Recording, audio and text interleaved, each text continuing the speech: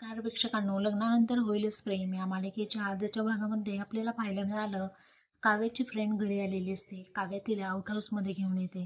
तिथे आल्यानंतर तिला समजतं की जीवाने टॅटू जाऊन घेतला. त्यानंतर तिची मैत्रीण तिला म्हणते की जीवाने तर तुझं अस्तित्वच नष्ट केलं. तुमच्या प्रेमाची एकमेव निशाणी त्याने मिटवलेली आहे. तो किती डेस्परेट आहे मूव्ह ऑन होण्यासाठी. तुझी थोडी पण त्याला व्हॅल्यू नाही आहे, असं ती म्हणते. आणि त्यानंतर काव्याला ती म्हणू लागते की हे बघ, तू त्याच्या मागे मागे करत होती, त्याला थोडी पण तुझे रिस्पेक्ट नाही आहे. काव्या म्हणते, हो आता मला समजलेलं आहे.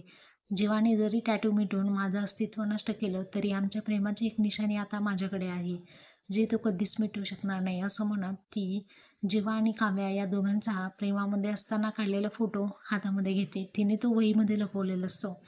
हे पाहून तिच्या मैत्रिणीला शॉकच बसतो. अरे बापरे, म्हणजे अजून हा फोटो तू जवळ ठेवलेला आहे.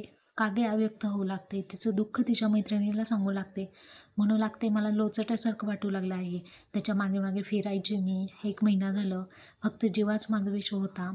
तो त्याच्या मागे मागे जायचं, प्रेमाची भीक मागायची त्याची, आणि त्याला माझी व्हॅल्यू नाही आहे. तो डेस्परेट आहे, मूव्ह ऑन झालेला आहे तो ऑलरेडी. अगं, पूर्वी मी भेटले नाही तर पिऊनचे कपडे घालून तो तिथे आलेला मला भेटण्यासाठी. माझे सगळे नखरे त्याने झेलले आहेत. अगदी जीव ओवाळून टाकायचा. आणि हा जीव आज इतका बदललेला आहे. मी त्याच्यासाठी इतकं करते आहे. माझा प्राणपणाला लावून मी त्याची वाट बघते. त्याच्या प्रेमासाठी मी असुसलेली आहे. परंतु त्याला व्हॅल्यू नाही आहे माझी, असं ती